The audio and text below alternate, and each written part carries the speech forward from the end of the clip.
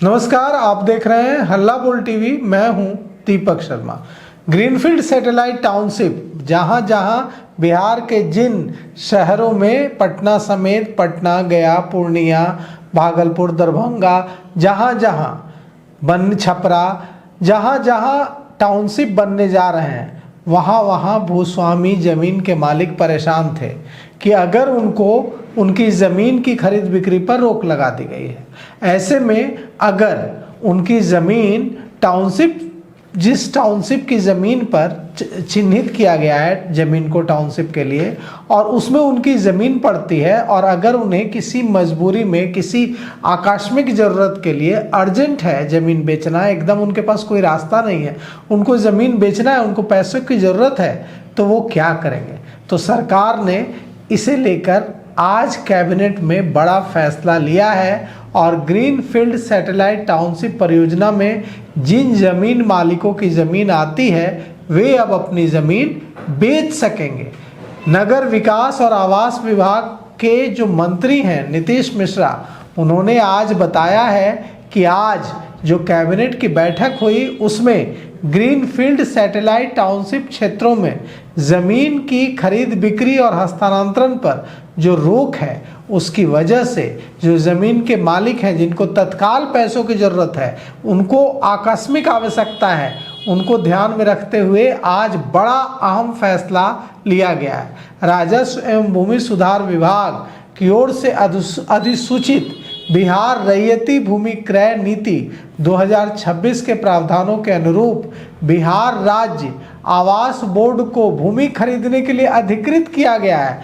मतलब अब अगर मान लीजिए कि आप एक व्यक्ति हैं, आपकी ज़मीन पड़ती है सैटेलाइट टाउनशिप में और आपकी ज़मीन पर की खरीद बिक्री पर रोक है, आप किसी व्यक्ति को नहीं बेच सकते हैं, लेकिन आपको पैसों की सख्त ज़रूरत है, तो आप अभी तक आपके पास कोई रास्ता नहीं था अपना सिर पीटने के अलावा।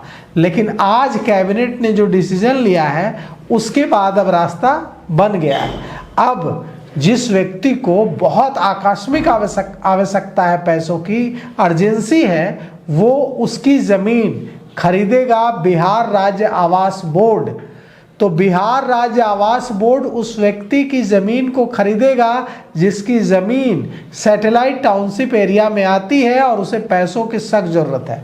अब किस दर पर खरीदेगा यह भी हम आपको बताते हैं। तो आज कैबिनेट ने बिहार राज्य आवास बोर्ड को सैटेलाइट टाउनशिप में आने वाली ज़मीन की खरीद के लिए अधिकृत किया है। सरकारी प्राधिकारों को आवश्यकता अनुसार भू अर्जन करने और राज्य निवेश प्रोत्साहन परिषद की ओर से अनुमोदित निवेश परियोजनाओं के लिए संबंधित निवेशकों को भूमि खरीदने और लीज पर हासिल करने की अनुमति प्रदान करने की स्वीकृति दी है।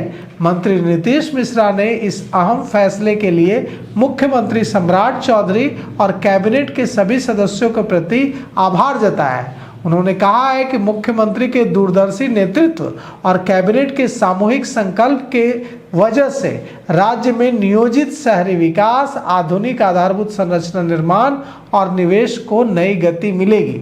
नीतीश मिश्रा ने बताया कि इस फैसले से ग्रीनफील्ड सैटेलाइट टाउनशिप क्षेत्रों के भूस्वामियों को अपनी तात्कालिक वित्तीय आवश्यकताओं की पूर्ति के लिए अब परेशान नहीं होना पड़ेगा। जो ज़मीन के मालिक हैं जिनकी ज़मीन ग्रीनफील्ड सैटेलाइट टाउनशिप एरिया में आती है, उनको अगर तुरंत पैसे की ज़रूरत है तो वो पैसा उनको मुहैया कराया जा सकेगा। कैसे कि अगर उनकी ज़मीन ग्रीनफील्ड सैटेलाइट टाउनशिप क्षेत्र में आती है और ज़मीन मालिक को तुरंत पैसे चाहिए तो सरकार की ओर से वो ज़मीन खरीद की जाएगी। और सरकार की ओर से वो ज़मीन कौन खरीदेगा? तो बिहार राज्य आवास बोर्ड। बिहार राज्य आवास बोर्ड वो ज़मीन भूस्वामी से, ज़मीन मालिक से खरीद लेगा। इसके बदले ज़मीन मालिक को कितने पैसे मिलेंगे तो हम यह भी आपको बताते हैं। नीतीश मिश्रा ने बताया है कि बिहार रैयती भूमि क्रय नीति 2026 के मुताबिक जो ज़मीन मालिक है उनकी शहरी क्षेत्र की भूमि के लिए बाजार मूल्य या सर्किल रेट जो भी ज़्यादा होगा उसका दोगुना पैसा उनको मिलेगा।